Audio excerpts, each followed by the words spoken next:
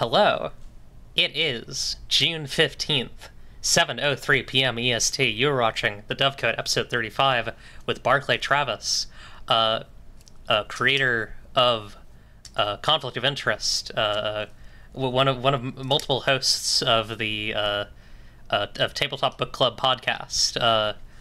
Barclay, please introduce yourself. Hi.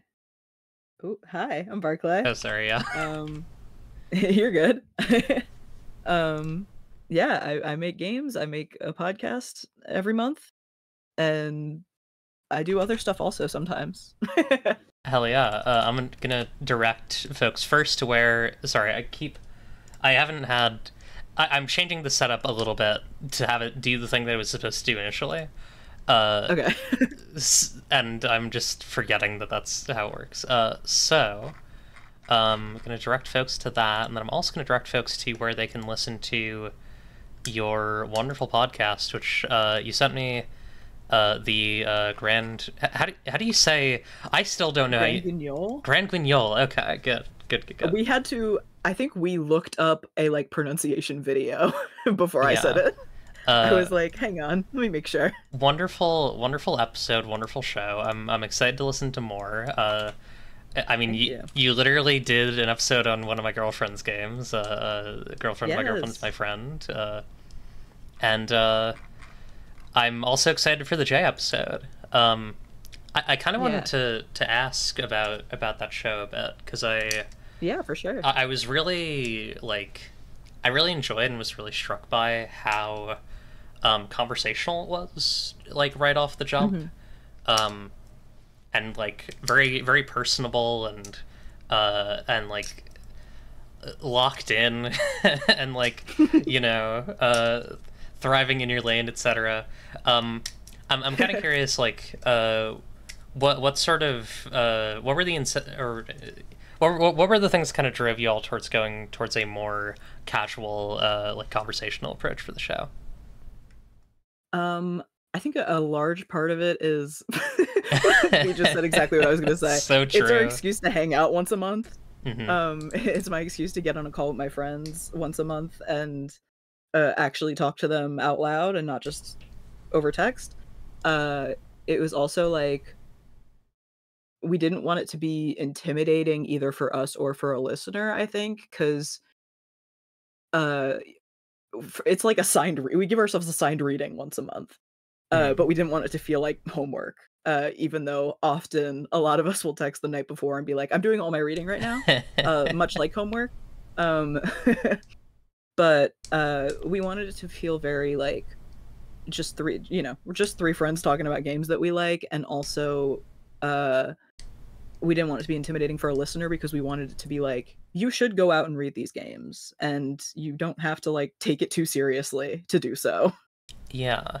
I guess that kind of leads to my other question that I've been kind of mulling over in my head.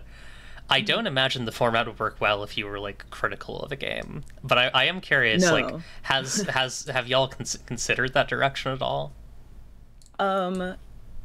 Not too much. I think a large part of it came from quite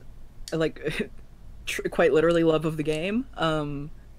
That we all have designed games before, and we love playing games, and so we were like, well, we want to talk about games that we like.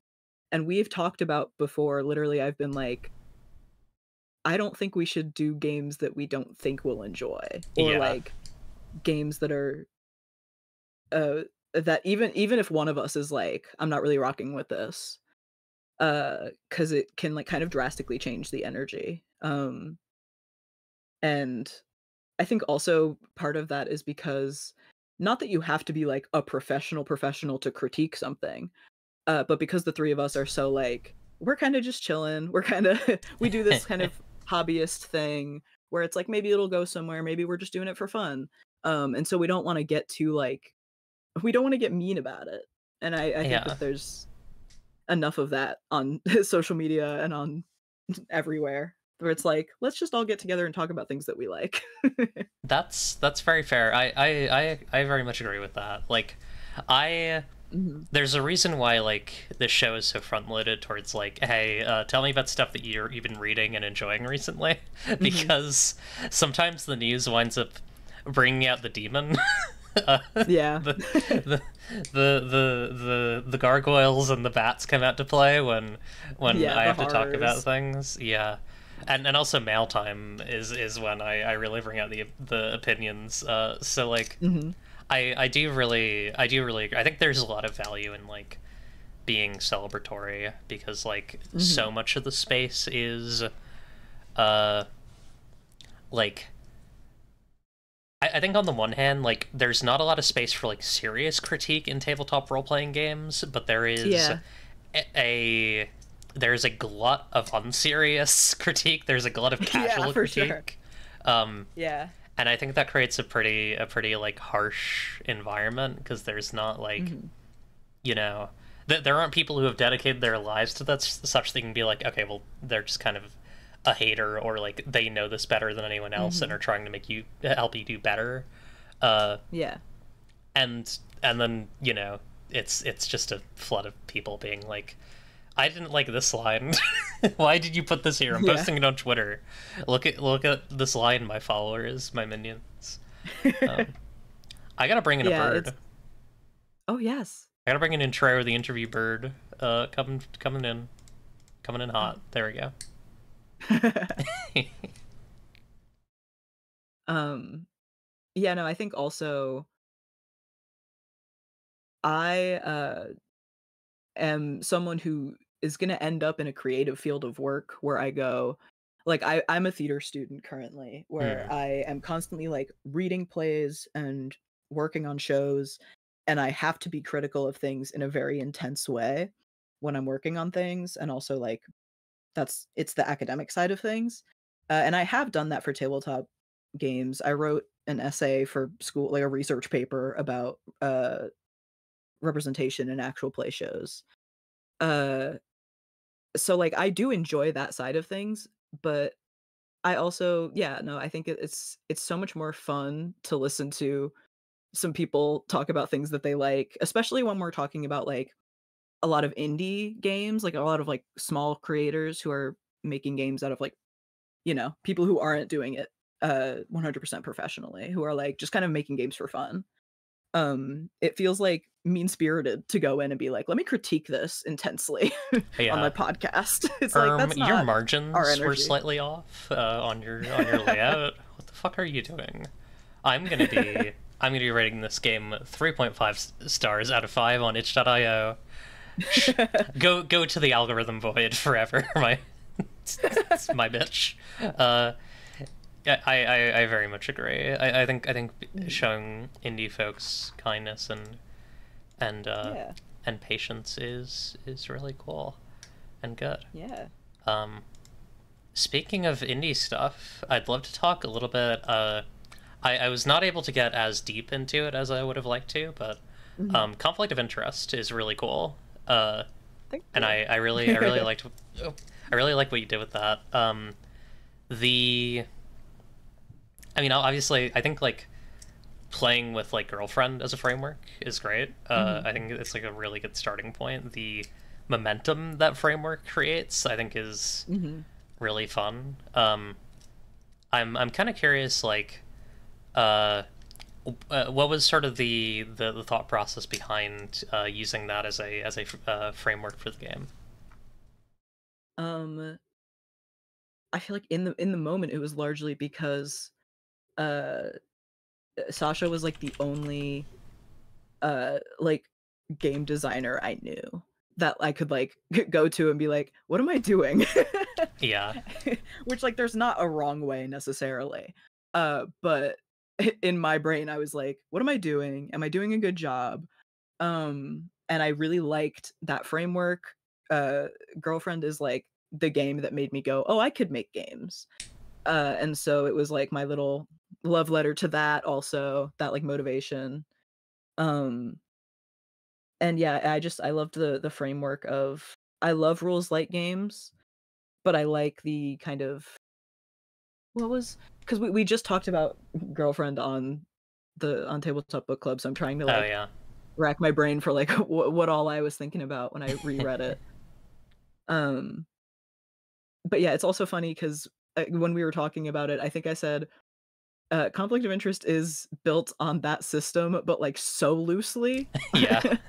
And I think B was like it's built on girlfriend uh in that you were thinking about girlfriend when you made Right, it. yeah, absolutely.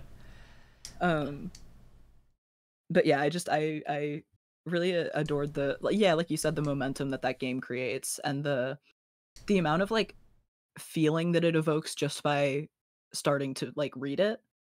Um like all of it jumps off the page so immediately, and I really wanted to kind of like steal some of that magic. Yeah. Um, that, like, having people that you feel like you can reach out to and be like, hey, how do I do this? Or is this good? Or, Mhm. like, am I doing this right? I feel like is Yeah, a really valuable, um, thing in like, early creation. I think, like, for sure.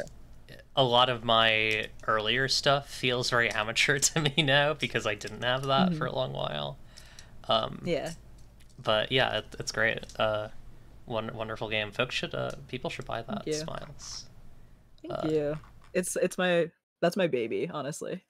yeah. My little pride and joy. Oh, hang on. I posted the first edition. What the hell am I doing? Don't ignore that first page. That's for the dogs. This is the real one. Uh, I also really love the art in this book. It's wonderful. Thank Um, you. yeah. Okay. Let's get into my normal Dovecote branded classic stamped and packaged questions. Um, Okay. please, I would love to hear about games that you are reading, playing, enjoying recently. Anything in that vein. What's working for you? I have been knee deep in Yuziba's bed and breakfast for like a month. Which I won't speak too much on because the episode where we talked the first part of the episode where we talked about it came out today, so like you can go listen to me talk about it for like an hour. Yeah. Uh but I absolutely adore that game. What are Um the what are kind of the like? I think like it's interesting the idea of having uh I think very cool having the person who made like a game that complex on the show when you talk about it. yeah. What are kind of the in your estimation like the effects of that on the show? Um Jay asked us some real English teacher questions. Hmm. Which was really funny. Because we would be like, "Okay, are we good to move on?" And Jay would be like, "But did you notice this?" And we're like, "Oh, wait." Which was very cool. There was one, like, detail thing that Jay pointed out while we were talking that none of us had noticed, and that, like, it would be almost a little hard to notice, if you weren't, like, already, trying to figure it out and, like, puzzle things together. But the order of the chapters in the book are in, like, seasonal order where, like, it goes from, like, Hmm. spring to winter from, like, what's happening outside, but also if you put the chapters in numbered order, it would also do that, and I was like, "That's crazy." That's Like, so cool. such a cool amount of, like, thought put into a game that, like, we try and put in, but for especially a game as sprawling as Yaziba's, to have someone who knows it so intimately, um was, like, very helpful and, like, guiding, um, and it also was fun because, we got to hear, like we do our typical, "What's your favorite what's your favorite" we usually do, like, "What's your favorite playbook?" as, like, a jumping off point, and so we got to hear Jay's answers to, like, guests that Jay really likes or chapters that Jay really likes, but it was also funny because the first episode, Jay is a lot more involved, and then the second one, Jay did a lot of sitting back and letting us talk about things, and then after we recorded was like, "That was so fun." Because, uh, yeah, Jay was like, "I've been talking about this game so much recently that sitting back and hearing 3 other people talk about it was so fun." Yeah, I imagine like being able to be in a space where people are actively dissecting your game while you're alive. Like, like dissecting your work while you're alive has to be like a little strange, but very cool. Yeah. That's awesome. Yeah, I think that's also I would hope that that's also a benefit of us being very positive, is that is that Jay felt safe coming on and being in the space while we did that. Yeah, absolutely. That's wonderful.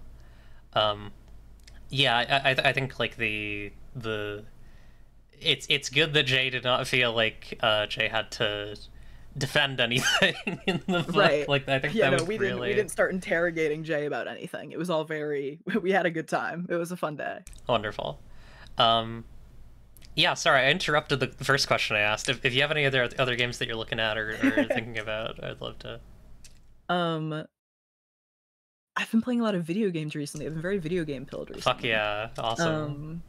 Gamer. I've been playing a lot of Balatro Mm. because it makes my crunchy brain go wild. I love a roguelike. I've heard good things about the cards for sure. Really good.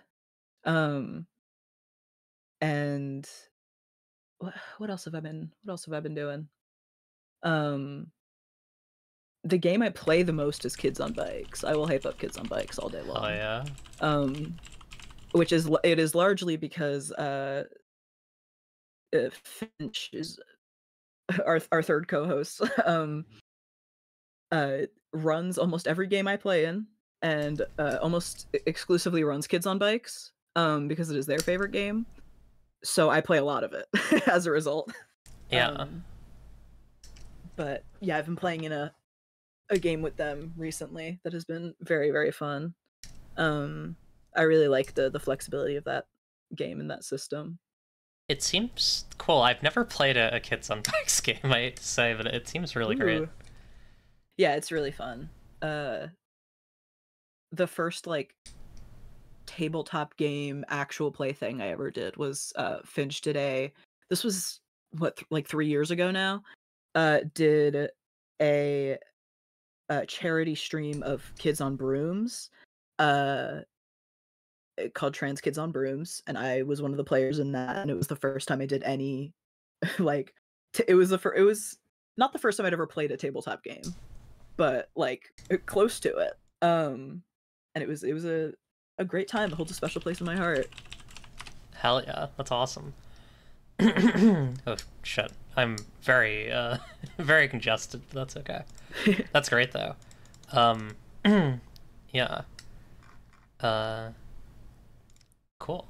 Are there any games that are coming up or coming out that you're excited about?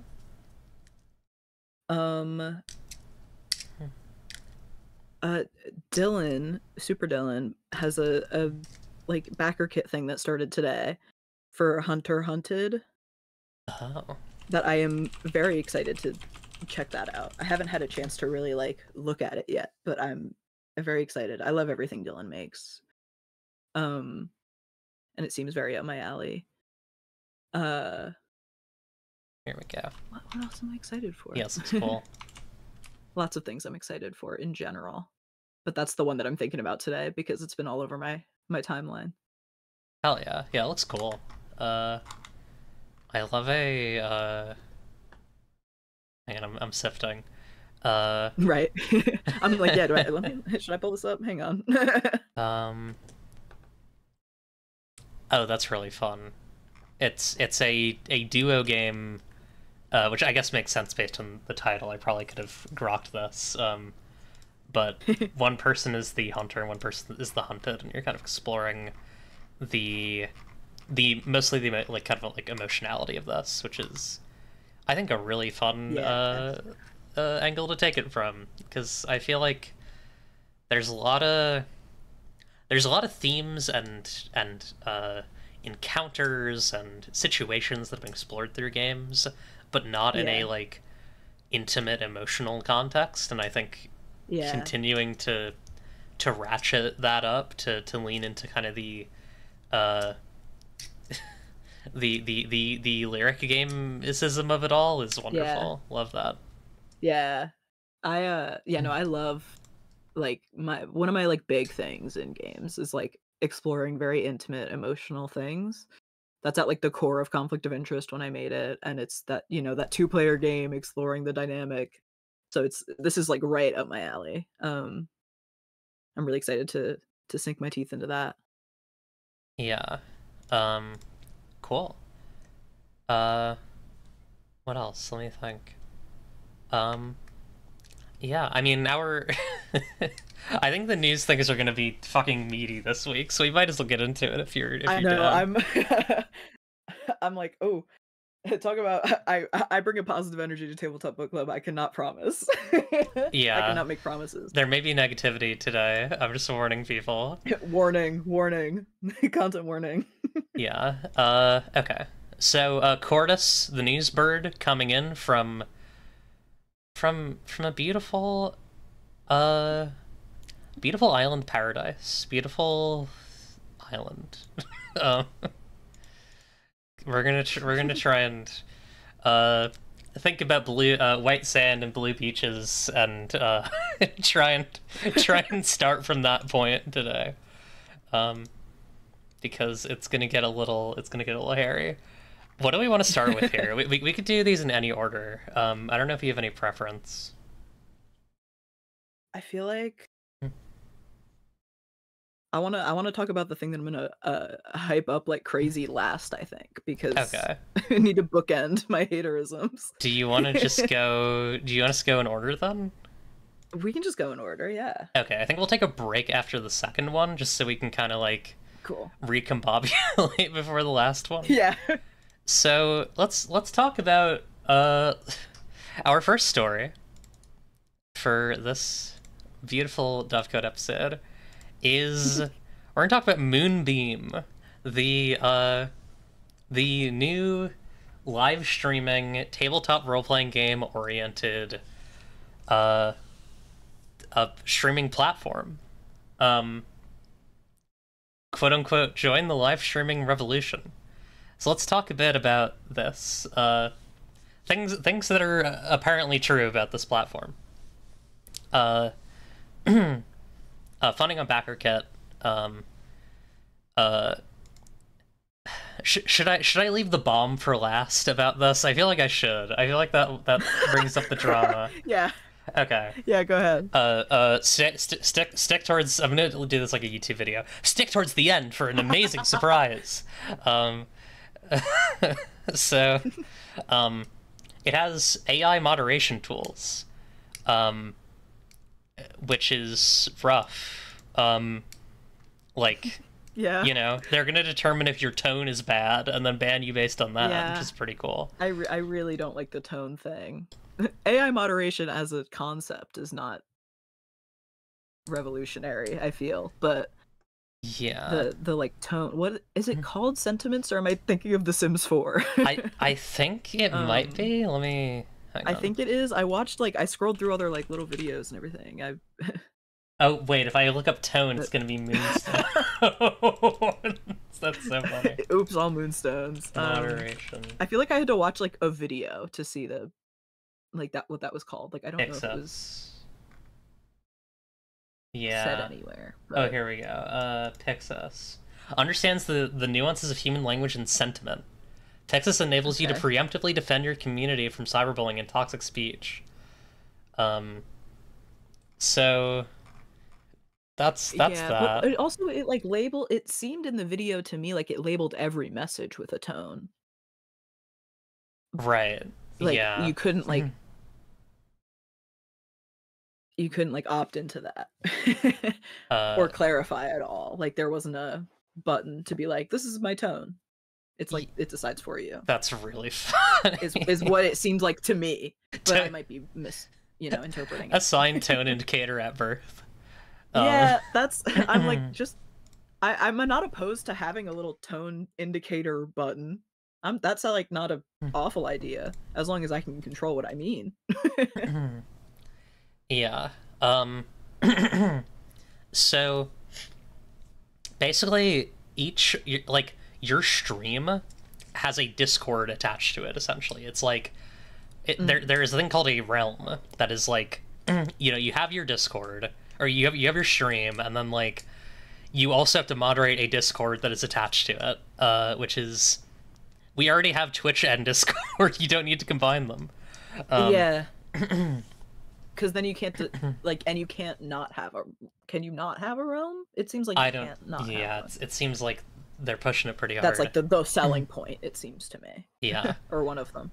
You receive 100% of the monetization. I've put an asterisk here, and we'll get to that later. There are a bunch of shows that they're like funding as a collection from indie TTRPG publishers. So this is where the 100% asterisk thing comes in. I think the best comparison here is that I said V-Bucks, but I actually think it's Robux that's the best comparison here. There are moonstones, which is your like digital currency. You get paid in you get paid in moonstones, and you have to pay out from moonstones to USD. So like it is very possible. And Roblox has done this.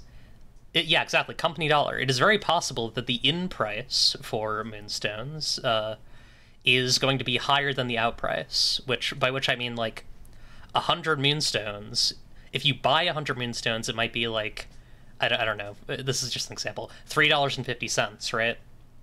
But if you want to cash out your 100 moonstones as a creator, it might be like $2.67. And that's how they get you on 100%, because it's like you're getting 100% of the moonstones that people are donating to your thing. You know, Moonbeam is not taking a cut of that, but are you actually getting 100% of the money that was used to purchase them? And the answer is probably not. I should really be clear. This is my opinion. What I should be clear about is this is possible. They could do this, and this has been done in similar business models, and this would make sense as a business model. Yeah, my understanding was, I thought I saw somewhere in one of their, I don't know if it was this page or a different page of theirs, but that like you could spend like $9.99 to get like 750 or something like that, and that was the rough for that. Like obviously it's like if you pay more you get more, and it's like weird value stuff because it always is. But yes, it's like right there. Right. Oh shit. Sorry. Yeah, you can buy 750 for $9.99. I actually have to be right about this, because if they're bundling, then it means that there's a disproportion. Sorry, I didn't mean to interrupt. It just means there's a different rate. Like they're not going to be doing different rates for payout for creators based on bundles. So objectively, you are going to be getting paid less than people are putting in, and the rest of that is going to be profit for the company. Sorry, yeah, it says every moonstone is worth a cent. Like if a fan gives, it says it right here. I'm just reading, but it says if a fan gives a creator 100 moonstones, the creator earns $1. But they didn't spend $1 to get that 100. They spent like $1.25 or whatever. I can't do that math in my head that fast, but it was, you know, roughly that. Or I don't know, like more than $1. Yeah, it. 750 to 9.99 is like a big cut. Like that's where the cut is, and the cut is variable and it scales. Like, the cut is more if the people who are donating are buying less more often. Yeah, I'm also intrigued by you can use moonstones for merchandise sales. Being written there. I'm very curious about how that works. Yeah, that's crazy. as someone who's not, I will say, I'm also saying all this as someone who's not super familiar with like business practice in general, on a large scale. So again, very my opinion, what I'm feeling about this, and not any facts really, other than what they have written and I'm reading. Yeah. But be in the chat, sorry. What if you spend moonstone? Oh my god, yeah. Citrium, water, like, clean air. Yeah, it's like, how is this different than me sending someone on Twitch, going to like their specific donation link and sending them like $5, and then whatever website they're using takes a cut of that anyway. Yeah. Well, I'll I tell don't you like I how, understand because how that's like different. if you use Streamlabs and if someone were to use Streamlabs right now and donate me $5, I would get all that money except for what PayPal takes as a processing fee. Mm-hmm. Twitch would not get any of that money. Streamlabs would Right. not get any of that money. Okay. This is a like what this feels like to me is it's monopolization of like the cash flow for for a person's stream. Like Yeah. it's dominating, Right. how the money is being sent to them, which Twitch already kind of does. But like I think this is Yeah.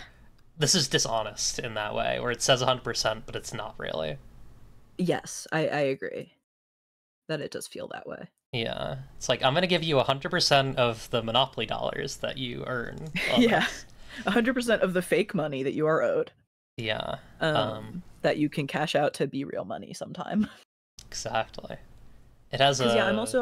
Yeah, I'm also curious about how this would work on a smaller scale. Like, is there going to be a certain amount that is required for you to cash out? That's also how they get you. Yeah.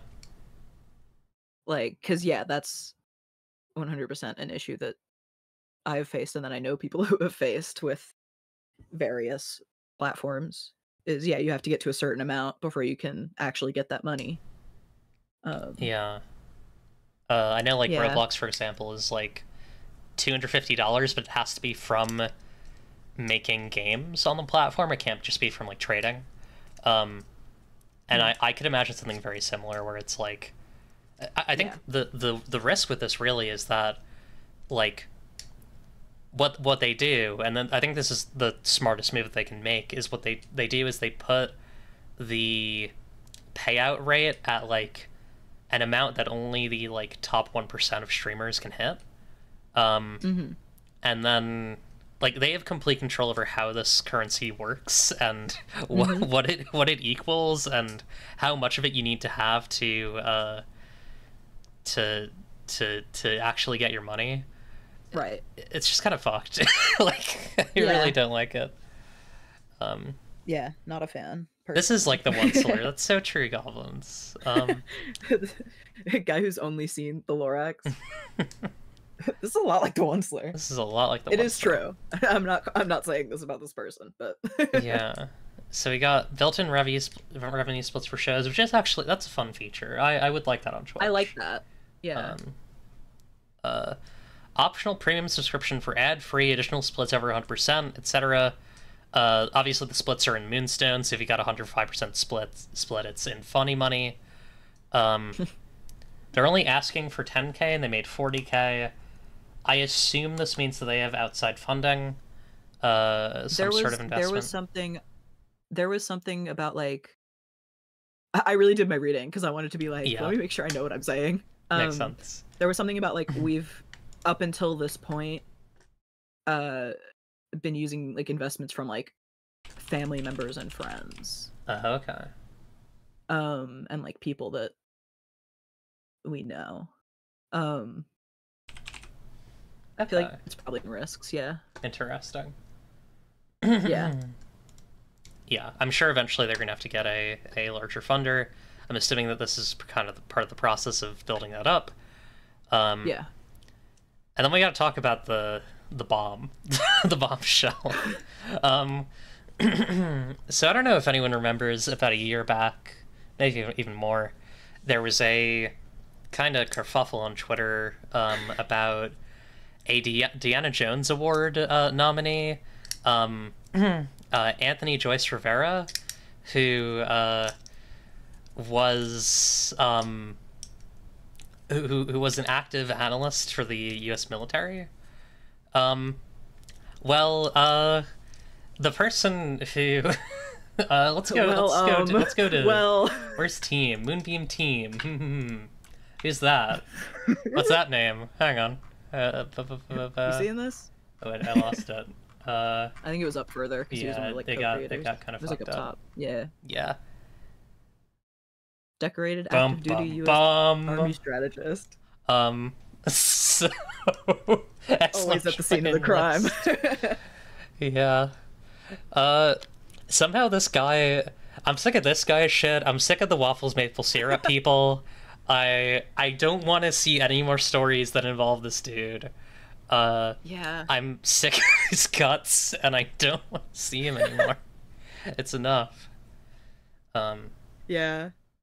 but yeah, this is some like I don't want to say astroturfed, but I mean it like everything about this feels just like kind of they clearly have some money and are throwing it around, and Right. I've seen some people who I know and like being like, hey, I'm gonna be on this moonbeam test stream. Yeah. It's like get your fucking get your money.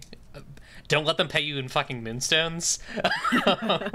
Yeah, it's like I don't want to be blanket like anyone involved with this is awful, because that's not ever really going to be true 90% of the time. But I am skeptical of the whole project. Yeah, me too. And yeah, especially I think I texted you about this last night when I was doing all my reading, but the this guy being involved and all of the language around it being so revolution based, and the video at the top being like a dystopian like revolution. Yeah, see, look, Yeah. get a load of this. I'll mute and just look at the imagery. It's like, yeah, the imagery is so serious, and like this being like graffiti, like it feels like co-opting a kind of genuine experience of like people who are trying to do important work in ways that they know how to. And I don't know if I'm really articulating this well, but it feels very disingenuous. Like that was my first, like, because I knew that guy was involved before I opened this page. I opened it, watched this whole video, and was like, oh. Yeah. I look at oh, that's not this like you know like burnout is bliss, profit is loss, discoverability is not our problem thing, and I think about how like people get burnt out when you keep them in like your system. Like I don't trust a stream service that's like so exclusive and so like you're locked in. You need to hit your next payout before you leave, and by the time that you do that, you will probably be burned out. And so like profit is loss on the moonstones. Yeah, profit is loss. Like, what are we doing? Yeah, I guess in conclusion, I hope they're happy. I guess that's the main thing. In conclusion, I hope that the good parts of it work out and someone does something with them. Yeah. But I'm not. I'm very cynical about this. Yeah, I'm side-eyeing it. Yeah. In a big way. Giving it a weird little look. Yeah. It is what it is. Okay. Let's talk about another thing that I'm more mixed on. We'll talk about it. Yeah. So we both read Eat the Reich, which I vague posted about a couple times on Twitter before this episode, and I thought was really interesting. I'm gonna write a blog on it at some point where I go deeper into some of my thoughts on it, but I honestly want to hear what you think of it first, because I'm very curious. I was not very. I hadn't done any looking into the kind of discourse surrounding it before I read it, other than like very vaguely what I'd heard. I never like did any social media deep dive. I never got any big threads or posts on my timeline or anything, so I hadn't searched out anything about this game. And so as I was reading it, I was like, I don't know, something about this feels off to me. And so at that point, I searched it up on Twitter, and I went, oh. Like, I saw other people being similarly like, something is weird about this. And some people articulate it quite well. Other people were kind of in my boat where I was like, I can't quite put my finger on what I don't love about this. Uh, at first I thought that it was just because it's not kind of my style of game. I don't love a hyper violent game. I don't love combat based games. Although I would argue that this is not necessarily combat based, despite advertising itself as very hyper violent. Um, I didn't. I'm trying not to be like mean. It's okay. I didn't love the like tone that it was written in. So I was like, it was just like things like that that I was like, maybe it's just not clicking with me. So I'm gonna like look it up and see if there are people who are like, I love this and here's why. And I couldn't really find that. Which is like a bit of a red flag for me in a game. A lot of like, wow, this game looks amazing, and then no, like, that was wow, also this game reads amazing. Yeah, I as I was reading it last night, was on my private Twitter being like, here's my thoughts on this. And at the end of my thread, I went, I love the art and the layout. Yeah. Because it's an incredible looking game. It is like a beautiful book. Yeah. I also was a little skeeved by the fact that I went on the like page that this is being sold on, and I couldn't find a way to look at reviews other than the 2 5-star reviews that were on the page. Interesting. So I was like, I wish I could look at, because again, even if I wanted to look at like 5-star reviews, why do people love this game? I couldn't. Yeah. Which is interesting.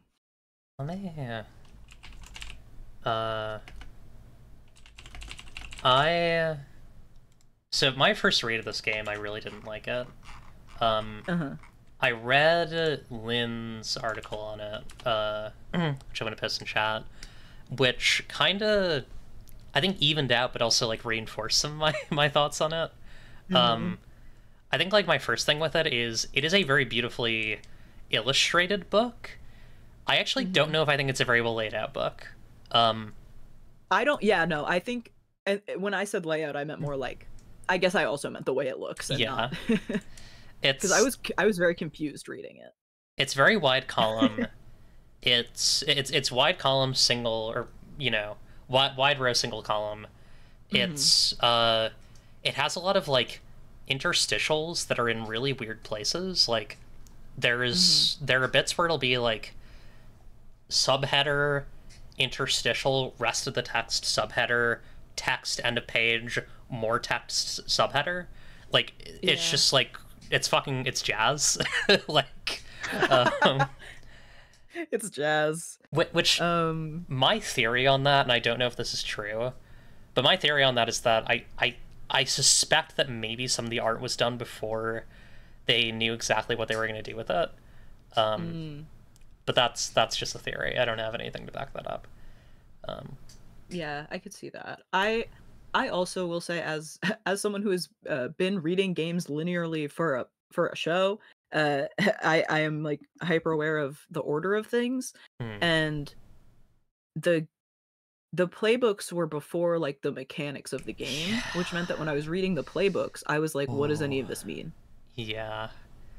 It was like there was a lot of text about what this game is. It opens with, this game is for you if, and this game is not for you if.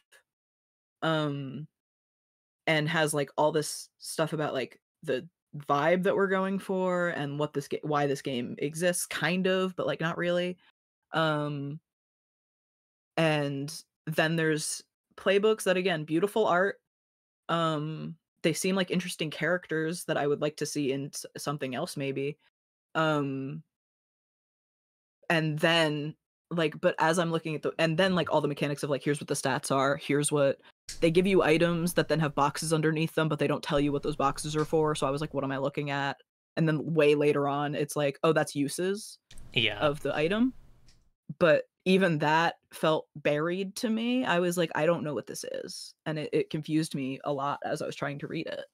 It's like tone and safety, playbooks, a little bit of gameplay, more tone and safety, the rest of the gameplay, and then like some treasures, realms, and guys type shit. And then the end of the book. Yeah. I was struck by I think this is a taste thing. I think it comes down to this. I agree. I think like the Grant Howitt, like, if you bring pretzels and orange soda to your table, I'm gonna kill you type tone. Yeah, I don't know if that really tracks. Like, you know what I mean, right? Like, I do. I know exactly what you yeah, mean. that sort of thing just doesn't really work for me. It's very in your face, and it's very Yeah. meta, Yeah. and very very unearnest, Yeah. insincere.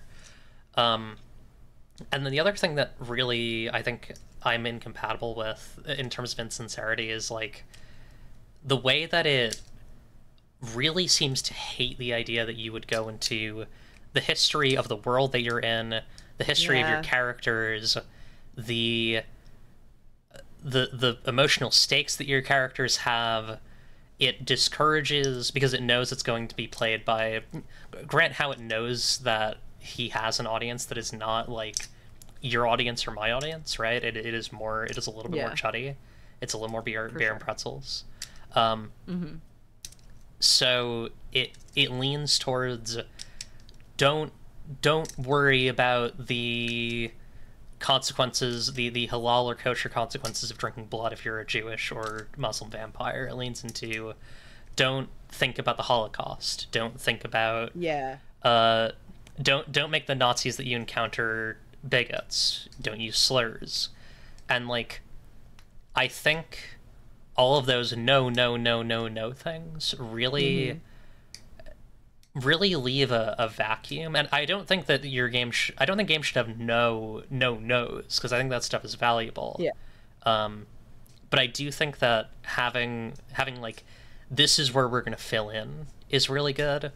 And the things that it Yeah. wanted to fill in didn't really compel me with the subject matter. Like Yeah. I think about the flashback section where it's just like talk about one of 12 different military excursions that you and this other person were on rather than like you know talk about fleeing your country or like talk about the Yeah. care that this person showed you. Yeah. It's an emotionless like it's more emotionless than some of the things that it's drawing from. It's more emotionless than the Suicide Squad, which it references as a Yeah. thing. Because when the Squad does flashbacks, they're fairly emotional. Hmm. But yeah, that's my ramble on that. Yeah, no, I agree. I It feels like a game that wants you to think it's done the work that it hasn't. Yeah. Um it yeah, it to me I hesitate to speak too much on um the ramifications of it all because I am not a Jewish person and I don't want to speak on like how they feel about this. So I mean obviously I won't. Like I'm not going to Mhm. try. Um but it's all like it feels like a game that and I've done this. Like we've all done this where we have an idea we're excited about and we cling to it real hard even if it doesn't work. Mhm. Um and it feels like this game like it's clinging to something that like I'm not sure is there. Um Yeah. it and again, it is I think a personal taste thing. I am someone who likes a lot of uh like I said, a lot of emotional intensity in my game, a lot of substance in terms of characters, and this game kind of feels like the polar opposite of it's got the 6 characters that you can play, and I'm gonna compare it to Yaziba's, which has the 6 residents you can play. Yeah. Very vastly different games, of course, but I am compelled by the Yaziba's characters immediately in a way that I was not by this game's, like, characters that it gives you to play. Um, and it also, like there's a part at the end of this book that is like you can make your own vampire if you want, but it Mhm. like kind of discourages you from doing so. It gives you technically the tools that you can use to do so, but it's like we spend a lot of time testing these ones, so they work. Right. Um and it's like, okay, man, I believe you. I'm sure you did. I'll take like I believe you. Um but yeah, I don't I it all feels very And I know this is gonna sound silly for how negative I'm being about it, but it's a game I feel so deeply neutral about. Like, I'm like, Yeah. "It's whatever. It's fine. It's there." Um, on the Jewish angle of things, I can speak a little bit as a Mhm. Jewish lady. I I don't think that the thing that it says about don't do blood libel really helps it. I think Yeah. about how it has a character, like, it literally has a character who's, like, an heiress from old money, like, old vampire money, who had to, like, flee her country because of the Nazis. Like, that is a Jewish coded character, right? Mhm. In a bad way, in an anti-Semitic way. Um, Yeah. and I don't think putting a thing in the beginning that's just like, yeah, don't do blood libel, okay, helps with that. I also there are some other bits where it's basically just blood libel, like the thing where it's like, Yeah. oh yeah, the coffins are anointed with nun's blood, or have pressurized capsules of nun's blood. Um, it has to tell you that the nuns consented to having their blood taken, because Yeah, that this is I a was woke like, game. "Okay, man. We're woke, and We're woke." please don't tell the papers that I'm not woke. Uh, That is what this game feels like to me. yeah. Don't worry, guys, we're woke. Uh, it just has no oomph behind what it says, and then when it does, it's just like, oh hey, that's blood libel. You just said that that you're like, you just said that these vampires who are fighting Nazis are using like the blood of Christian nuns Yeah, I to just don't. power their orbital God, drop yeah. coffins. No, it's not a game about the Oh my Holocaust. goodness. Explicitly, it says not to think about that or talk about that, which is crazy. Yeah, yeah. It also, I want to say from a mechanics point of view, I also don't love the mechanics of this game. I don't understand them. Is more what I'll say, because the game explicitly tells you you are going to win. There Hmm. is no like stake in this game, and no pun intended. Uh, there's like, to me, it felt like there were no stakes in that.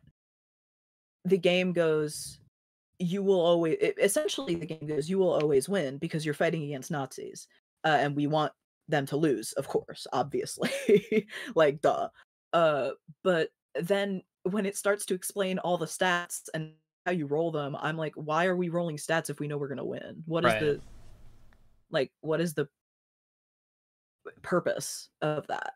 Um, I took a specific like there was a specific note I took on something because it's also a game that contradicts itself a lot, like, not just in "We're not doing blood libel," and then, like, it is, but also in the text itself, um, 'cause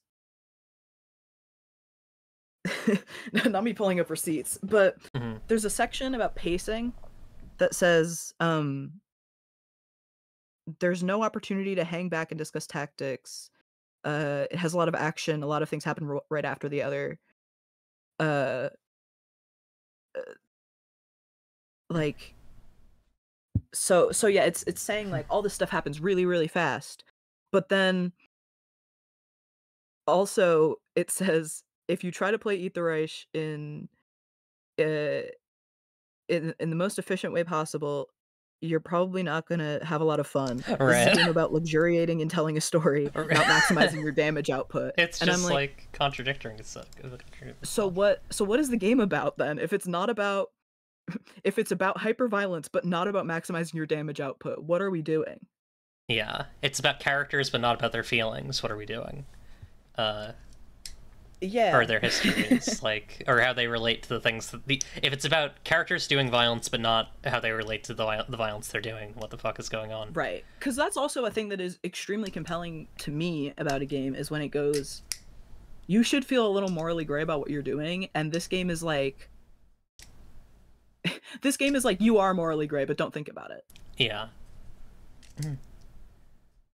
Um, I will say, I'm gonna the reason why I feel more middling on this is because of that Rascal articles. I do actually think there is some value in um, there's a lot of stuff in the game that is kind of gameplay as safety, or gameplay as safety, which I think is the Mhm. strongest bits of the safety, where it's like anyone at the table can decide how the next thing goes. Like, only the the GM is only doing X, Y, and Z. And I think spreading that power around the table is really great. And then I think my other thing that I really like with it is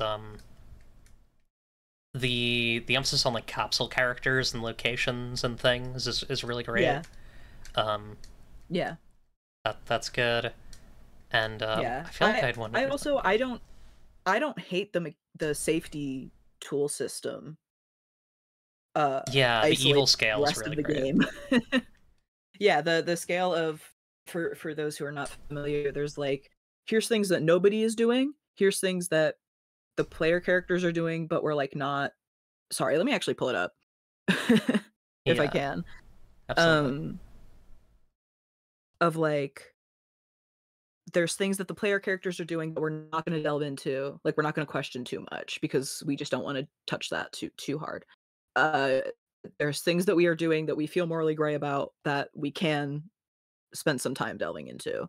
And then there's things that like not even the evil people are doing, which the game sets as like very intense topics that we don't want to talk about. But I'm trying to find the... No worries. I'm gonna write I've been trying to do a reading list for this, and I always forget to.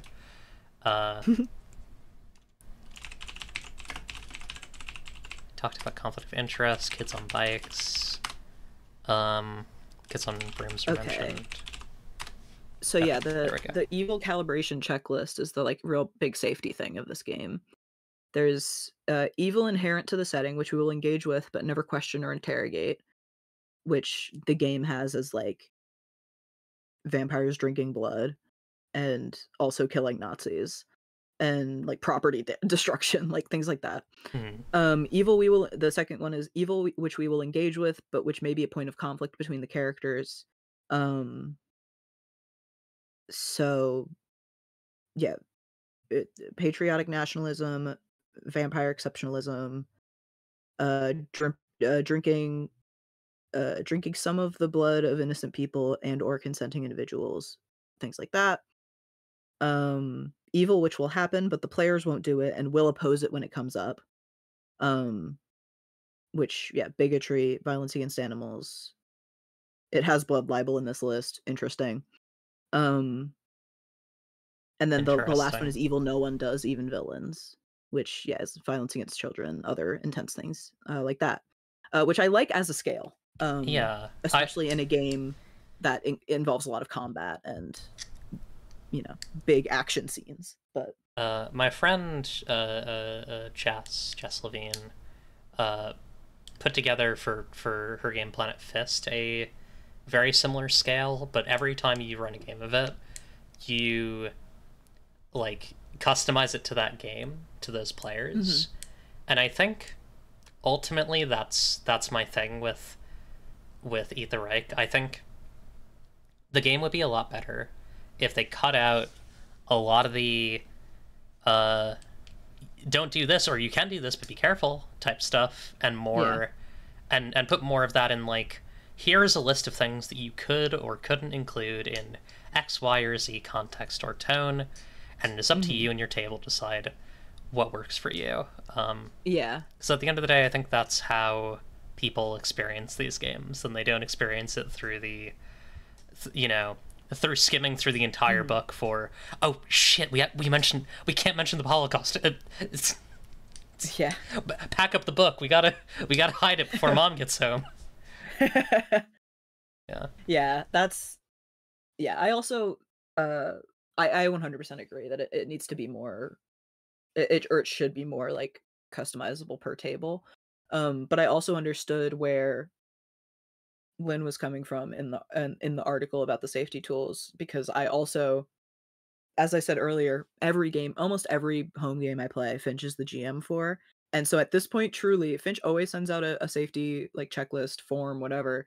At this point, I will literally put in, my stuff, what I can handle. Because I just trust them, and also because like we are not generally handling topics that are super intense, unless it's like specifically like a horror game or whatever.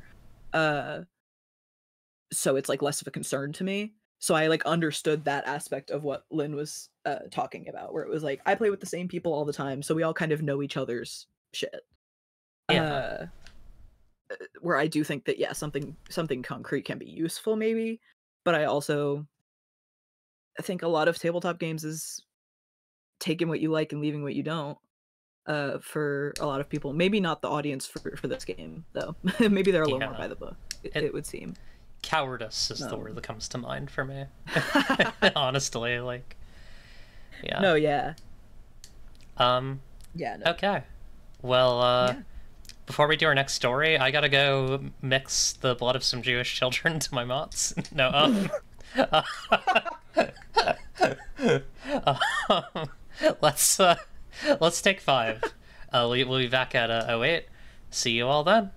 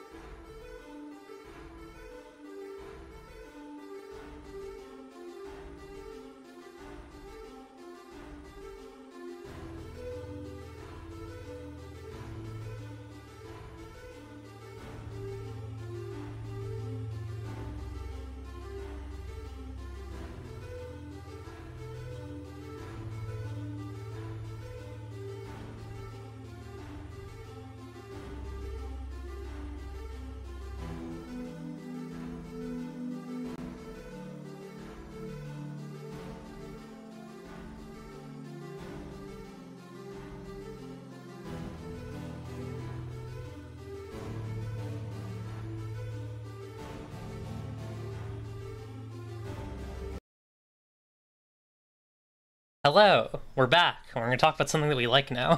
um, Woohoo! Yay! Yippee! Yahoo! Oh Uh, god. let's talk about Dimension 20's Never Stop Blowing Up, which I've watched the episodes that have come out, 1, 2, and 3. Actually, is there another one coming out this week, right? But not tonight. Yes. Um, Yeah, Wednesday. and I've thought they were fantastic. I really enjoyed I'm them. loving it. I'm obsessed. Yeah. Um, I put down some rough kind of talking points because I think I definitely have the potential to ramble a bit on this topic if I don't kind of direct myself a little bit. Um, I guess kind of starting on the system itself. So it's a kids on bikes hack, and I don't know kids on bikes very well, but I really and you do obviously. Um, I it took me a little while to fully understand why they were doing it the way they were and what they were doing with it, but it's really cool. I really like the system. I like it a lot. I really like it for Brennan as a GM. Uh because the way that he ran kids on bikes, the like, their little kind of hacked up version of it for Mentopolis Hmm. was he is just so clearly a GM that needs those crunchy rules and clings to them. Which there's no, that Yeah, no neutral issue statement with. about him, just an observation. Uh, but meant that it was a little tougher to like the version of kids on bikes that he was playing was not the way that I feel like it is most typically played, which is again not a bad thing. But I liked that they took it and made their own kind of system that works a little better for his GMing style and also has like, their little like tech trees and uh but also like builds on the ideas of the of kids on bikes, the blowing up system that I love. Yeah, it's great. I I really like it took me a while because I was like, oh, don't you want these characters to start out really good at things? But then I realized, like, Mhm. wait, the specific narrative framing of this makes like Yeah, it fits the game that they are playing fits the story that they are telling right. extremely well in a way that I think is really Yes, which I compelling. love. I love when uh the mechanics of a game help you tell a story. I mean, that's like, the kind of point, I guess. but Yeah. uh but yeah, I mean, I guess spoiler warning for Never Stop Blowing Up. Yeah, spoiler warning for Never Stop Blowing Up. Look out, seriously. Uh, but in the most recent episode, last week's episode, uh, Usha's character like stat going up to like the tech stat going up so high Yeah. is like such a fun narrative moment. Like I love when the dice are helpful in that regard when they tell like a really cool version of a story. Cause I also think that like if I were playing that character, I would have the tendency to cling to that I don't understand technology bit for the whole season. And I love that the dice were like, put that down. Yeah, to put that toy away. Put that toy away. Yeah. Um yeah, I and I yeah, I like that it's that sense of um coming into this body and this world that is not your own, and so all of your Yeah. stats are bad because you don't know what you're doing, quite literally. And There's yeah, like growing with the character is like so cool. It really like services the narrative in an awesome way. Yeah, it's the Elder Scrolls approach to leveling Hmm. up, which can be really dangerous because the Elder Scrolls don't have a GM. So the Elder Scrolls can't be Yeah. like, uh, you know, uh, you're a character who really wants to be like a smooth talker. Here's a speech check for you. Uh, but Brennan so clearly knows how to like uh create challenges that mold these characters into the people Hmm. they're supposed to be, and I think the players really know how to create those moments for themselves, For sure. and it rules. It's great. Yeah. I also really enjoy the fact that because because blowing up your dice, getting the highest value on the die, is the way that you level up your abilities. I like that there's a sense of randomness to it, but also the fact that um uh the fact that if you put tokens towards something to get it to the highest value on the die, it also allows you to blow up, which unless I've been playing wrong, is not how it works in normal Kids on Bikes. Because then it's like if you're rolling a d4 and you use a token to get to a 4 from like a 3, you haven't then blown up when you get to roll again.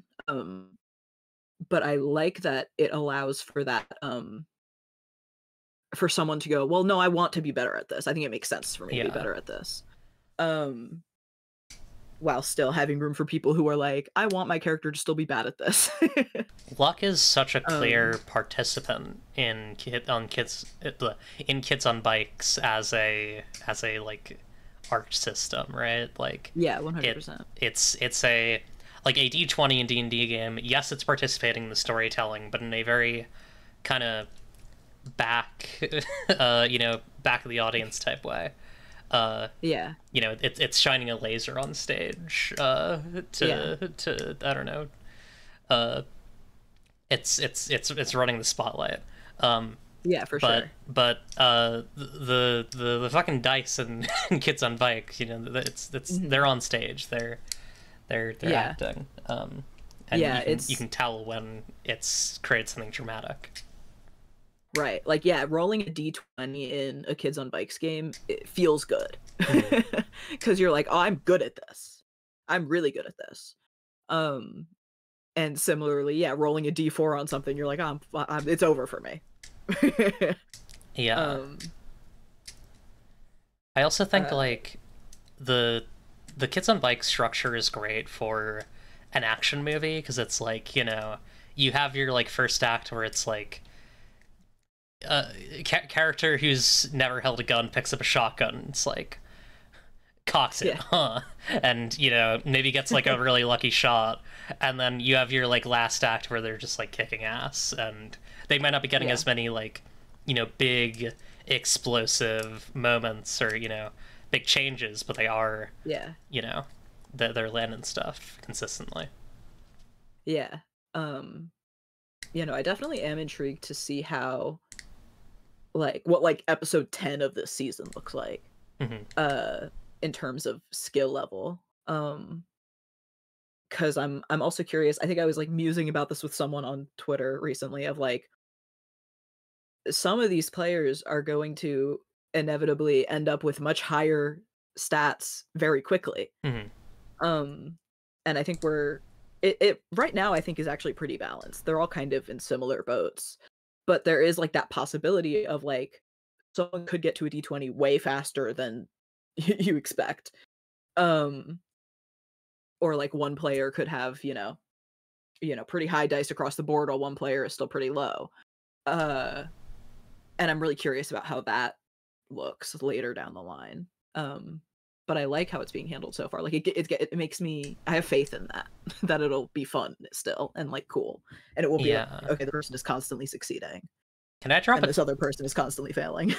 Yeah. Can I drop a take about dice? I trust. I'm gonna drop a take about dice, which is that absolutely I trust a d12 to roll over a 6 more often than I trust a d20 to roll over a 10, and I cannot. Yeah. I don't have any evidence for this. This is just true. Yeah. I don't trust the d20. Yeah. No. Well, yeah. That's also, I think, something that experience while playing this game, honestly, is I'm like, when I'm rolling a d20 and the DC for something is higher, I go, but there's such a big chance still that this could go so bad for me. Yeah, it's dangerous. It's dangerous, and I think that's also the stakes become higher when you're better at something, I think. To be like, yeah, you can try this really extravagant thing that you're gonna do. If it goes bad, it's gonna go so bad. Have they done content warnings in the past? I saw that was in this series, and I like they have. Dropout in general is pretty good about content warnings. Okay, I will say. Like even in like they're like game changer and make some noise and stuff, they've been really good about content warnings. Hmm. Uh, to the point where actually I just watched the most recent Make Some Noise episode with my partner Daniel, and he pointed out a content warning to me that was like something that I struggle with, and I was like, "Oh, thank you for." I didn't even like think to check because I'm usually good about it, but on the like game show ones, I don't check as often. Yeah. And I like took my earbuds out for that part, and when I came back, he was like, "It wasn't even really anything. Like they didn't even really need to put that there, but I'm glad they did anyway." Yeah, fair. um. So yeah, no, Never like after. Dropout, I Okay. think, at least in my experience, has been pretty good about content warnings. Hell yeah. Yeah, that might be right about starting with Never After. I do remember that being like a thing with Never After, is it really needed them. So, Yeah. um, but yeah, I think they've been really good about it for this season specifically with like how much blood and and gory talk there is, which is like Yeah. not an immense amount. It's an action, Yeah, They're it's a good like there amount is though. blood happening, but they're not in depth about it. Yeah. And then I love what this is doing to Brennan. I love I love it. I love the power. I love like the chaos is beautiful. It's Yes. great.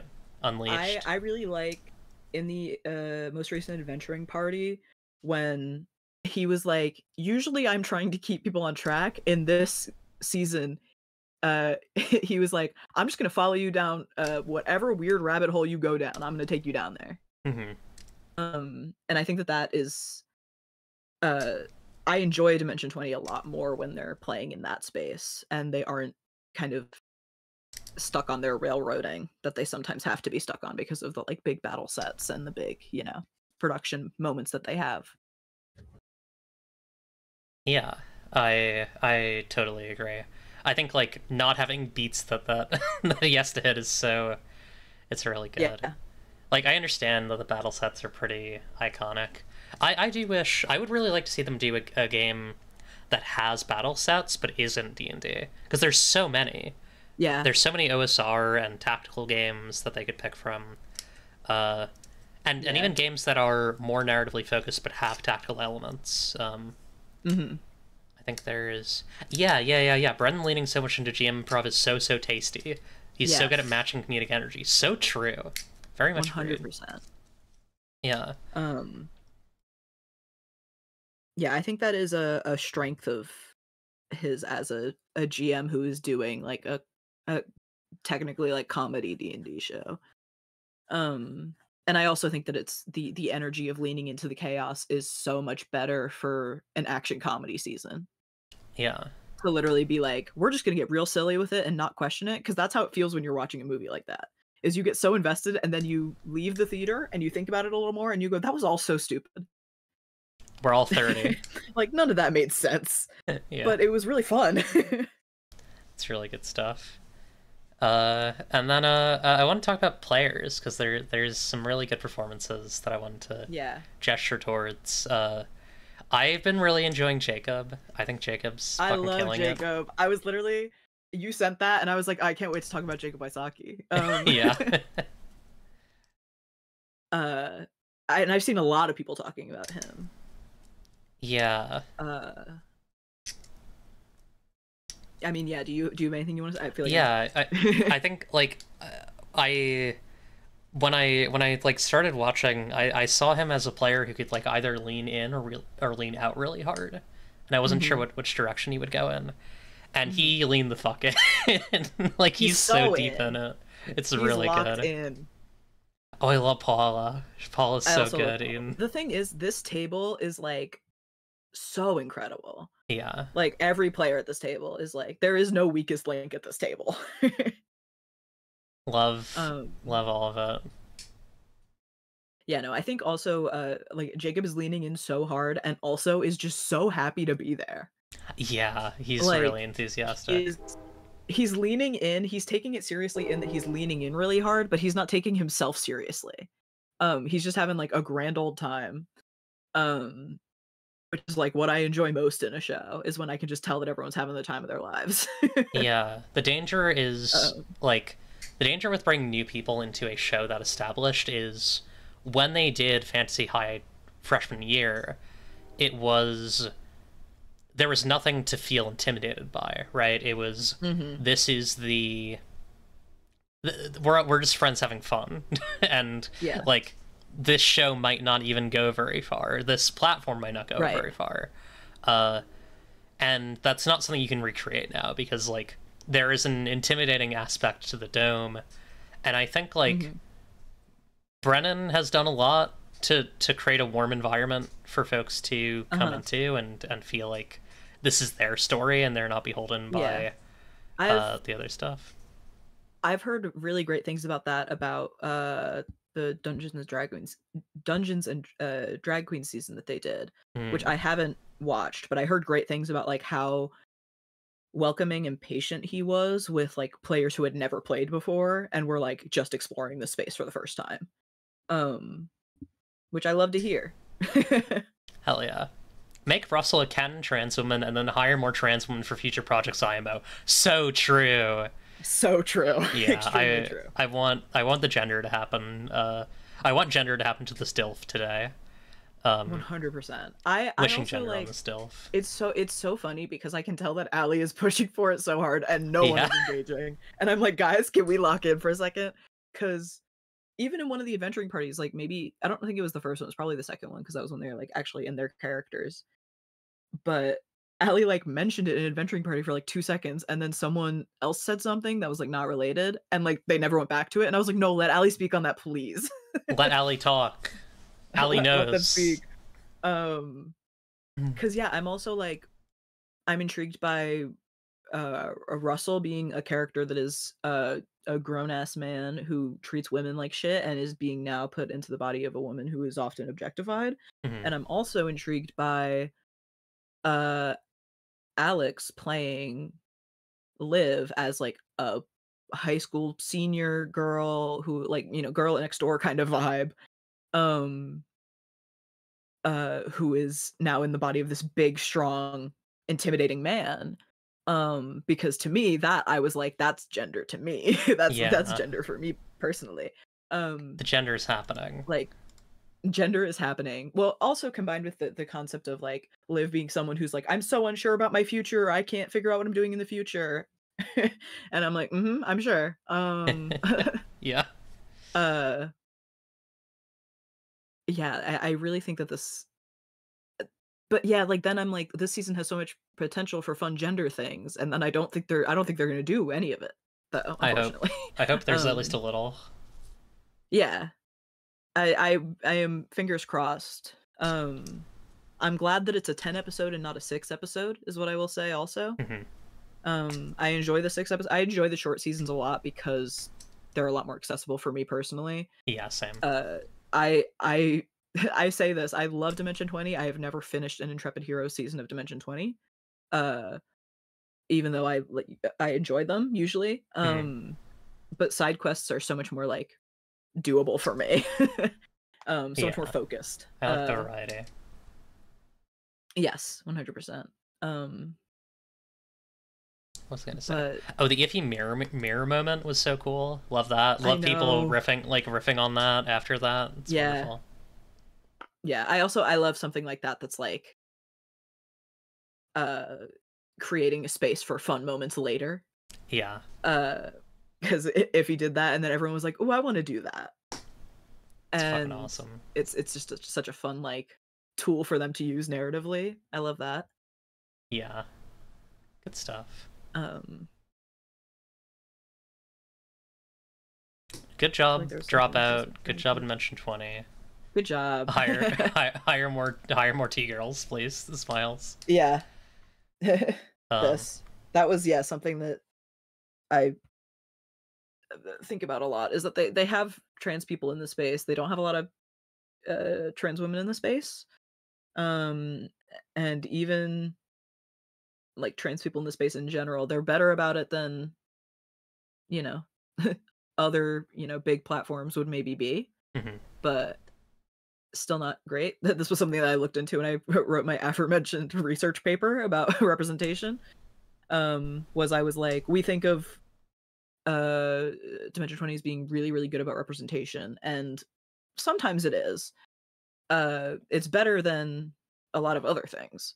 But if you like look at the numbers and also look at people's reactions to those characters, it's like, oh, we could be doing better. Oh, brother. Which isn't to say that oh, brother. Oh, brother. Yeah, it was a lot of that when I was doing my research for that. Because I went what I looked into for it was specifically players and GMs. I looked at player characters also. I didn't look at NPCs because there's just too much of it. And also they're all being played often by Brennan, who is cishet white man. But yeah, it's what I often observed was that there are not a lot of trans people at the table of any identity. And even when they are at the table, they often are not playing trans characters, which I'm not going to pin on them, and I'm not going to say is like I'm not speculating on that at all, just an observation. I don't care if Parmelia Splinth has a cock. Bring my sisters to the table. Yeah. That's all I got. You want to read some mail? Yeah. Okay. Oh my god, it's Apocrypha, the mailbird. Whoa. From mail. Okay. We thank God. All the power has been brought to us this day. No other questions besides 5 wonderful questions from VIP question asker, Goblins, aka aka Skippity Bop and Dada. Hi, I'm currently in a storm that may or may not be bad. News stations have not adapted the fall of cable. I hope you're doing okay, Goblins. Let's go through these questions. Great. Oh. Interesting, okay. Yeah, this is a good one to bring up. I can't seem to remember any examples of mechanical support for social situations. I know I've seen them before. Whenever asked to, I can't conjure anything. I think there are a lot of games that do that. I'm trying to think of... I actually have been obsessed with the idea of creating... I say obsessed with... I haven't started doing this in any real capacity, but I am like obsessed with the idea of creating a system that... or finding a system even that has the amount of crunch for a social situation that like D&D has for combat. Like I'm obsessed with that. Yeah. But I often don't find a lot of I guess I also play a lot of rules light games and read a lot of rules light games that don't have a lot of rules for anything. Yeah, I think Girlfriend has some pretty good like mechanics, like, you know, things that move and pull and push that are social. Honestly, I think tokens like BOV tokens are for sure a social mechanic in a lot of cases.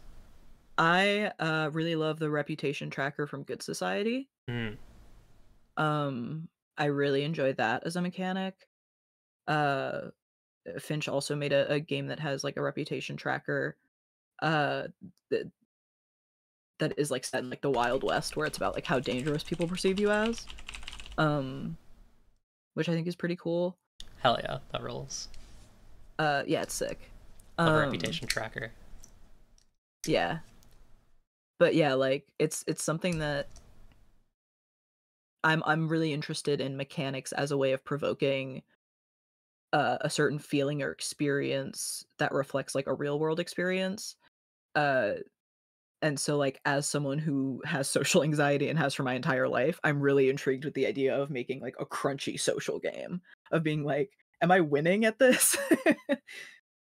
Because that's not how it works.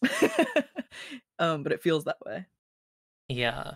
I feel like the golden goose that I've been lightly chasing for a while on that end is like, me and my friend Lilith have this thing that we've brought up a couple times, never done anything with, which is the ballroom tactics game the grid-based, like, you're in a ballroom and, like, trying to move things and not be Oh, that's seen by certain awesome. people and dancing game.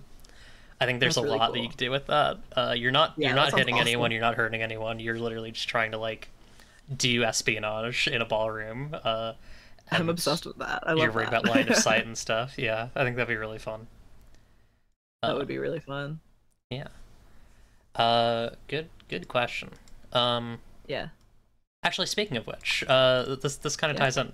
Stealth seems to not be the focus of many TTRPGs. Have you seen any that do focus on stealth? And what mechanics do you think are best for stealth? Hmm. Hmm. Blades in the Dark, kinda, but not well, I mean, it does have, like, end of mission things where it's like you get or suffer certain things depending on how stealthy you are, but that's kind of more of a roleplay thing in a lot of ways. Yeah. You can play it stealth. You probably will play it stealth, Yeah. because of the consequences if you don't. So I would say Right. Blades. Like, Blades is a great Yeah. example of that. Blades is a good stealth game. Um, Um. Yeah, I'm not sure other than that because again, not a big crunchy rules guy, so I'm not playing a Grid-based lot of stealth games, but stealth tactics TTRPGs. Someone get on that shit. need I want need I this. want silence pistols. I want shuriken. I want to be like, you know, I I want to be worried want about like laser positions and stuff. yes. I also am just thinking about Hitman. Again, Yeah. video game brain. Hitman TTRPG. That'd be awesome. Hitman TTRPG. That would be awesome. It would be so awesome. Go make that. Yeah. How do you? Oh, brother. How do you keep yourself from scope creep? Whenever I think of something, it balloons into something I'm intimidated to start. Hmm. Let me know when you find out. I try. I really try. I've gotten pretty good at it. I tend to try and have a specific. I set limits. I set, like, what are the limitations of this world or of this thing. So Sapphic World's limits are fucking ginormous, which is kind of scope creep. But, like, I know kind of the end point of that, and then I just add things when I think they're funny or cute or hot or whatever. Yeah. But if you look at something smaller that I'm working on, like Autopsy Feast, which is my like D6 based, you're taking body parts from enemies and friends and, like, turning yourself into a weird horror freak and creating ships and Cool as buildings hell. and stuff. Um, that I, like, was like, okay, this is gonna have 5 planets and there's nothing else, and those 5 planets have this many locations and this many special characters, this many bodies, and I wrote all the bodies, wrote all the locations, wrote all the special characters, and, like, that game literally is basically done except for art at this point. Mhm. So I think that setting those sorts of, like, really clear boundaries is really important for avoiding scope Yeah. creep. Have an idea, believe in that idea, and then figure out where the walls for that idea is, and try and go realistic for Yeah. your first couple projects, I think. For sure.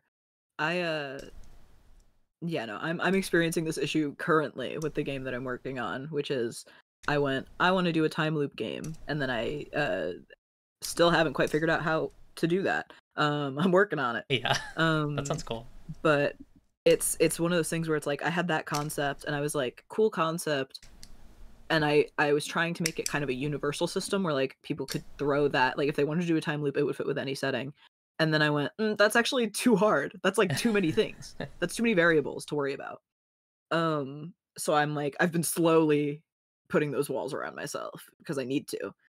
But then, like, the first, again, talking about conflict of interest, what I did was this is two spies in a hotel room, and it is Mhm. a series of hotel rooms, and it's two people, and you're only ever in a hotel room. Like, those are the scenes that you play out, and you don't play out the scenes when you're actually in the field.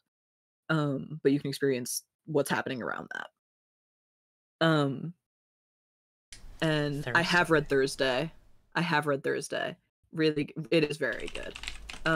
I'm trying also because mine is also belonging outside belonging time loop game, and so I'm trying not to steal their. I'm trying not to crimp their style. Mhm. um, but yeah, so the limit like I find that I work a lot better when I put a limitation on myself from the beginning, and I like stick to that, Mhm. which is basically what you already said. Uh, but yeah, this is like something that I'm currently, yeah, I started with this huge idea and then I keep making it smaller to make it feasible and give me somewhere to start. And then if I really feel good about it later, I'll expand it back out. But That's find fun. whatever makes you most passionate about it, maybe, I like the and work chiseling on that first. approach. That's fun. Yeah. Biotrophication was a very, like, I started with it was kind of very different for me because I started with like the minimum viable product. I didn't have a big idea for it. And then I added Mhm. more because I needed to make it like a product I could sell. So that's, you know. Oh yeah, by the way, hang Mhm. on. I'm just gonna quickly plug my game if that's alright. Yeah, of course. Biotrophication. My human domestication guide inspired 4-act zine is out on itch. It'll be out physical soon, after the 20th, because I need to get ISBNs, and those are expensive. But go grab that. It's available on digital, or you might already have it if you backed on Kickstarter. Anyways, Yeah. next question. Ooh. Oh, okay. Yeah, this is going. What was your first project, and how did you actually complete it? What do you read the most from it? Fuck. That's Oh my rough. gosh.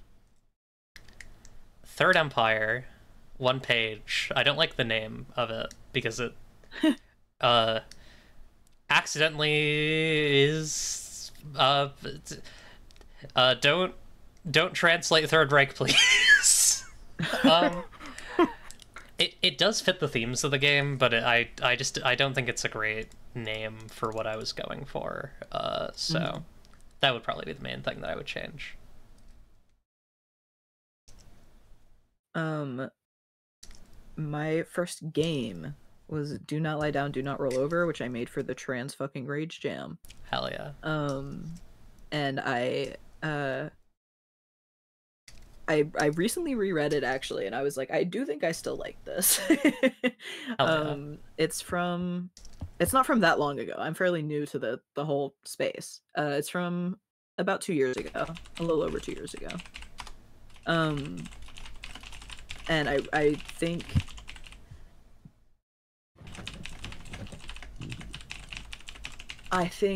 I like. I mean, the question is, how did you actually complete it? Was I made it for Yeah. that jam, um, and I was in a space with a bunch of other people who were also working on stuff for that jam. So it's helpful to be in that space. I recommend doing game jams; they're fun. Um, if you find one that compels you in the way that that one did for me. Uh, what do I regret the most from it? Um,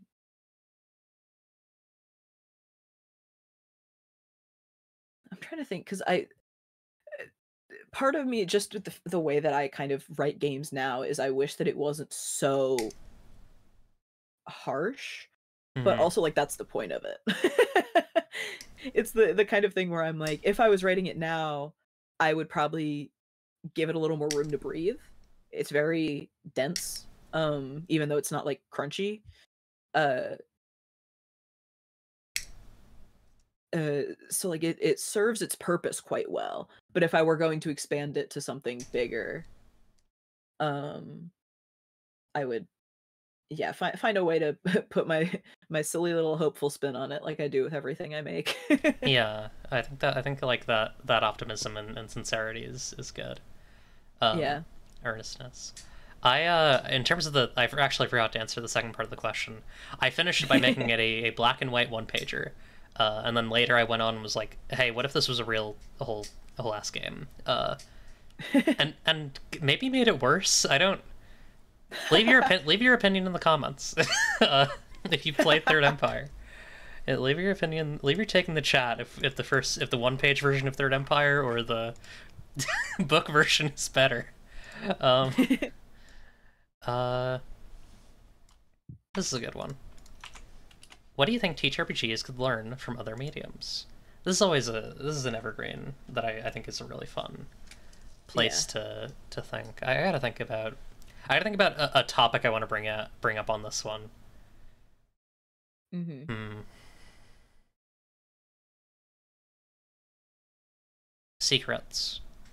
I've probably said this before, but like, I think about the way that, in fact, I'm pretty sure I answered a similar question recently on this show and said basically the same thing. But I think about how like Noida or what are games with really compelling secrets? Lunacid, Cruelty Squad, like these are games that book some of their most interesting gameplay and themes behind really complex like gameplay situations. And I think there's a lot that you can do with that. I mean, obviously Yuzeba's is a really great example of doing this in a way that's really compelling. Because a lot of the most compelling and challenging, like emotionally, thematically, chapters, characters, circumstances, bits and bobs come out, you know, through journeys, come out through playing a whole bunch, playing in ways that you wouldn't expect that you would playing, you know, just playing the game. I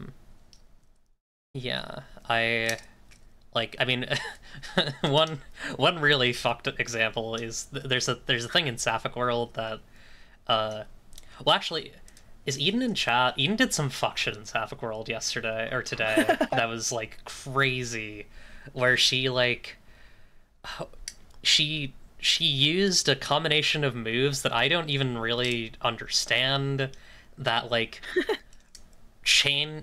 broke the mechanic of kinds, which are kind of like the fantasy ancestries in Sapphic World, and made it so no one had a kind anymore, which was crazy. And I didn't even put that, like, that wasn't something I put in the game. But there's some other stuff, like, you know, if you bring the gender, which is like one of the hardest relics to get, to the end of, I forget the name of the architecture, but one of the dungeons in like the hidden realm of the Birth Sore, you get to fight a like secret Final Fantasy boss, and I just think that's really fun. I think it's a really fun like thing for games to do, and I think more games should be brave and bold and put weird shit on.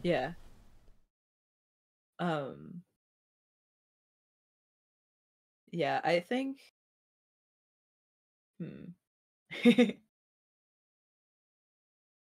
I think something that I'm trying to think of how to put this. I think a lot about form and function as like, what do you want the game to do? Okay, now how do you make it do that? Which is something that I think about a lot as a theater artist, because I actually have gone without talking about theater a lot in this, which is a lot incredible for me. But most of the work that I do in theater is dramaturgy, which is basically story editing, and like research and making sure that something makes sense. So I spend a lot of time thinking about, why does this specific thing work? Like, why does this show have to be like a satire or a comedy, or like, why could it not work if it wasn't? And I think that's part of why I also have very little patience for people who try and make a game like D&D into a game that it isn't. It's because I'm like, but it's actively working against you. And you could play games that are giving you the space and the mechanics and the tools to do the thing that you want to do. And so I think that a lot of maybe not even like the people who are making tabletop games, but the people who are playing them, or like actual play shows or things like that, can spend some time thinking about what they actually want to do with the story they're telling, like what they want the story they're telling to be, and then look for how they're going to do that, or like what game they can use. Or for designers, like a lot of what I do is, what emotion do I want to evoke from this, and now how do I make that happen for people? I think about how like it feels like that's kind of the missing step. Not to go back to Eat the Reich, but like it kind of feels like that's a missing step in Eat the Reich, where it's like Uh-huh. there was never any point where they were like, okay, so we're doing a story about a bunch of weirdos who are gonna go kill a dictator, right? Yeah.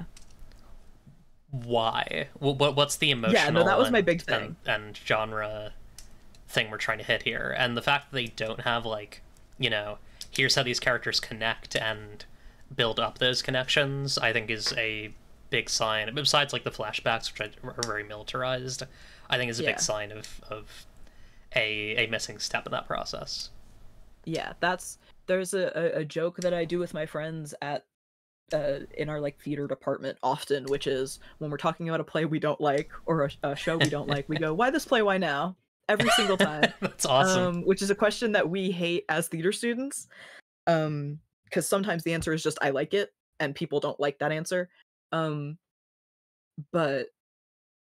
every time we're like, "Why this play? Why now?" Like it's so funny. But that's exactly how I felt reading that game. Is I was like, "Okay, why did you write this though? Like I don't get it." Um And yeah, I mean, speaking from my own experience, I often am going from like a feeling, like talking about do not lie down, do not roll over. I want people to feel frustrated playing this game. And so I did basically Never Stop Blowing Up, where you roll from the lowest die to the highest die, and you only get to move on if you roll the highest value on the die. And so that is a very frustrating mechanic to have in a game. And so I want people to feel frustrated playing this, not just from a emotional narrative level, but on a mechanical level. Yeah. And yeah, like I said, with conflict of interest is like, I just wanted to evoke that feeling of intimacy and, like vulnerability.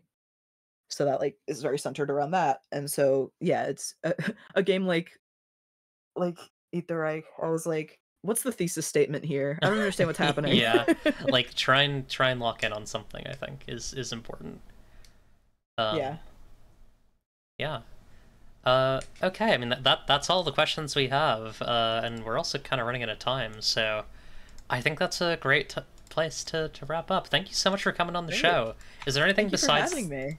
Yeah, is there anything else that you'd like to folks to look at?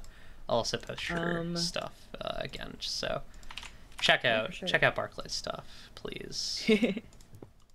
Yeah, no, I do tabletop book club. I do theater stuff often. I am working on this time loop game, and it'll eventually exist in some form. If you are looking for a game jam as a motivator, I have one that is going until the end of August, because my 21st birthday is at the end of August, and so it is for my birthday. Ah, right, yeah. But on a larger level, it's because me and my friends want a Barclay jam. It's because me and my friends were like, God, we need to work on stuff this summer. And so I said, I'll make a game jam and we can all put it somewhere. And so I'm going to try and finish a draft of the time loop game before then, even if it's real simple or like an ash can or something. And other people are doing other stuff, and it's very low stakes. I stole the idea of a birthday jam from Vidya and Dylan, and it's a good time. Is Barclay Jam up? It is. I will. Yes, could you send that to me? It is, but every time I even try to find it, I struggle to find it. Yeah, the SEO is not great. Yeah, it is what it is. I will. Will it let me send a link in chat? Sometimes Twitch doesn't like that. Yeah, it should be fine. Hopefully, or you can send it to me directly in Discord. There I am. Yeah. That's it. Awesome. Hell yeah. Okay. Let me just make sure she's still alive. I want to raid. Is Marcy still alive? Is she leaving? I can't tell if she's stopping. Okay, it feels like she's quitting the game that she's playing. All right. Who do I want to raid instead? We will raid. What's Holly doing? What's Holly Holotones up to? I think Holly might also be ending. This looks like. 2 hours Holly. in. I think she's ending a break. I think I'd rate Holly. Okay. Go watch Holly play various games. Anthology of the Killer, I don't know what that is, but you know, enjoy it. But we love it. And it's like no one wants to stream anymore. It's so true. Ever since COVID, people have not been streaming on Twitch. I don't have numbers on this, and I'm refusing to check. If the numbers contradict me, and they definitely Don't tell me. don't tell me.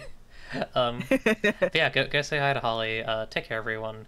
And thank you so much for being on the show, Barclay. Thank you. Bye, everyone. Remember, Bye. if you don't like what you see, you can change it. It's up to you, really. Goodbye, good luck, and have fun!